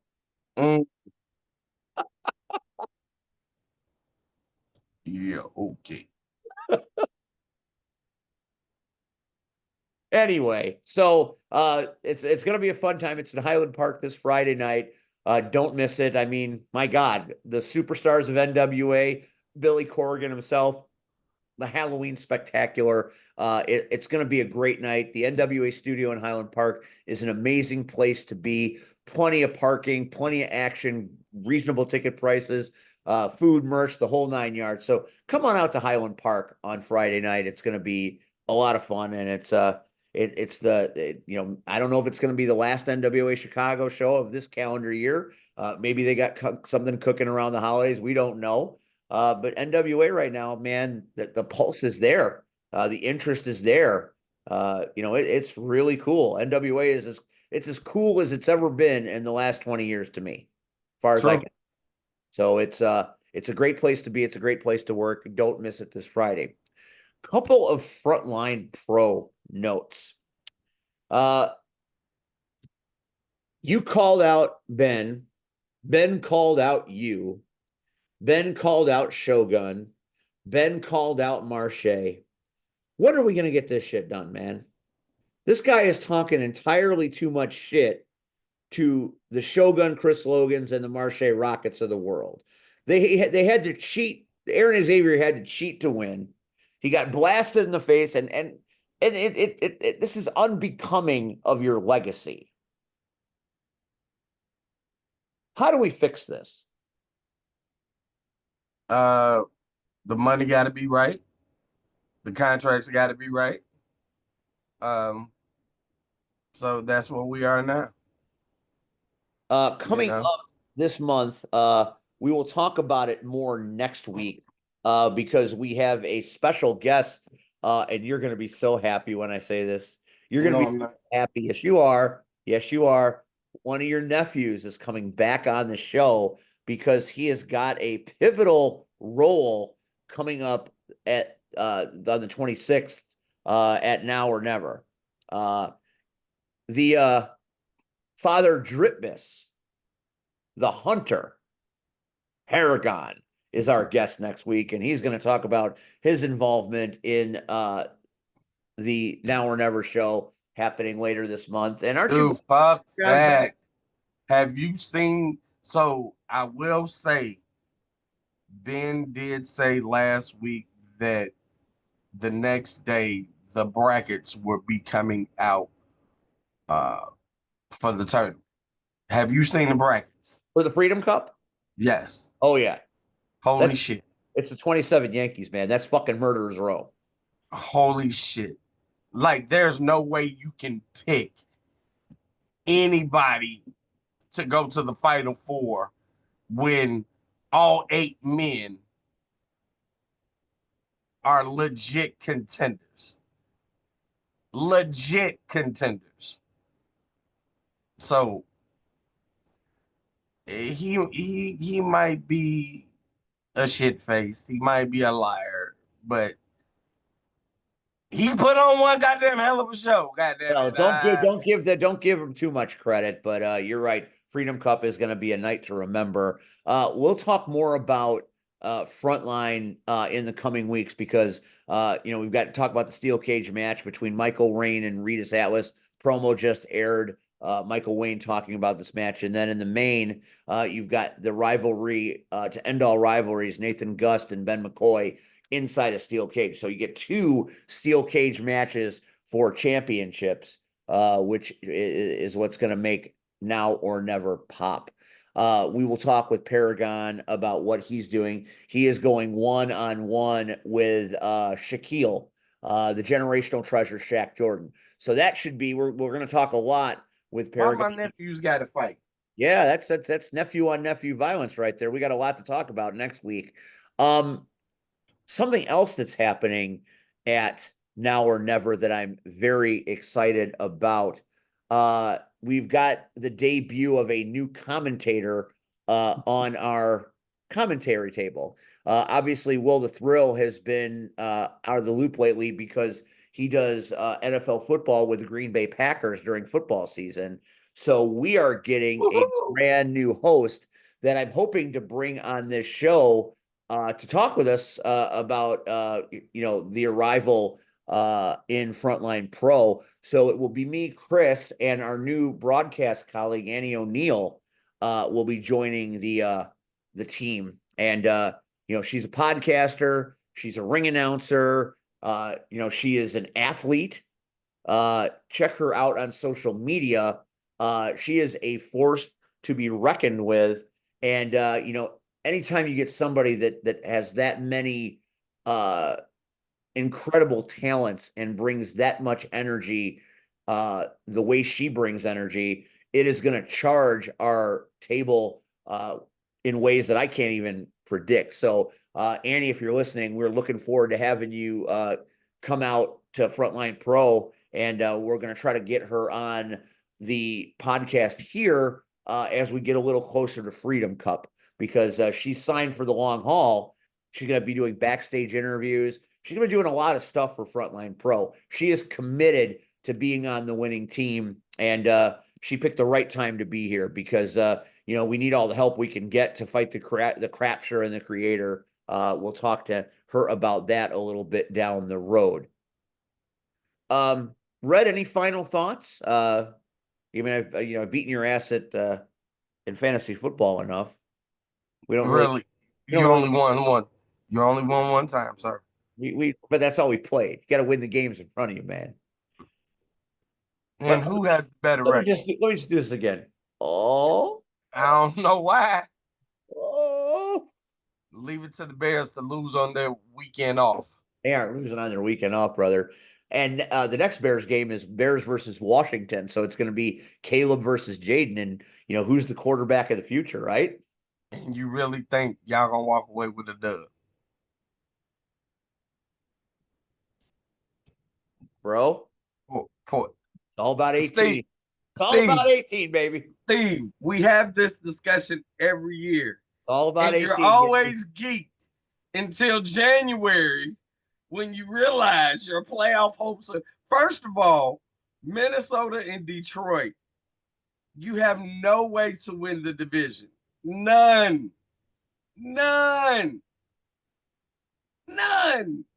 So how y'all gonna get in the playoffs? Man, you keep shit talking. We're gonna eventually get your Buccaneers. And what's that gonna do? You're gonna have Mike Evans and they're gonna have to try to exist on Jalen Island. Nobody exists on Jalen Island. You keep forgetting we have other players. See, you only named one. Baker Mayfield's gonna come to learn the name Montez Sweat. Nah. Edwards and Edwards. At the end of the day, the Bears will be sitting home with you on your couch. I don't like you tonight, Red. You're very mean tonight. You're very mean tonight. Rocket Pro Wrestling. We've got Harvest Havoc coming up, and your buddy Grin's gonna be there. That ain't my buddy. You gonna call Michael Myers again? Yeah, I'm gonna call somebody. Shit. Have you watched Rocket Pro on YouTube yet? I started. Have you seen Rion's entrance? Oh, of course. I still think that's one of the most amazing entrances I've ever seen. And I remember the Soul Touches and Soldier Boy. Our entrance is better because we dance. I mean, we dance. We never had nobody ever put production and lights and all of that behind us. I think if they did, it'd be different. I mean, Chikara did their best, and we weren't a homegrown talent for them, but they did their best. Everybody else was just like here, I think outside of Chikara, I think my favorite entrance was, believe it or not, IWA Mid-South, only because me and Marche and Trauma looked over to our right and we saw Too Cold Scorpio dancing while we were coming out. So that was like, okay, we got Too Cold busting a move while we came out. So, but, you appreciate the memories. But let's wrap this whole thing up, man. All right. Thanks to the Knockouts tonight for coming on and talking a little bit about the reschedule changes. It's going to happen. It's just going to happen a little later than we thought. Thanks to Marley Quinn, the Go to Menendez, and Jen Tonic for being great sports. Thanks to Cactus as always. Thanks to Red as always. Next week on this show, we've got Paragon, and we will talk a lot about the upcoming not Freedom Cup, but Frontline Pros Now or Never with Steel Cage. We'll talk a lot about that with Paragon next week. We've got a lot to do in the coming months. We've got a Halloween show, so the Power Hour is going to keep powering through, I guess, until people tell us to stop. I want you to know that last week's show had more views than any other show we've had on social media. Do you know how many people clicked on that and looked at it? How many? Over 1,200. That is some crazy shit right there. And don't you think for a minute that Ben didn't message me saying, "You're welcome for me helping your little podcast become something." He doesn't think we can do it. He thinks it's all about him. Hey, to each his own, right? And eventually the clock is going to run out on the creator, I assure you. All right, for the Power Hour, I'm Steve. This is C-Red. For Cactus Rack and Rion Skills, who is missing tonight, we hope he is well. We will see you all next week. Good night, everybody. Stay safe out there.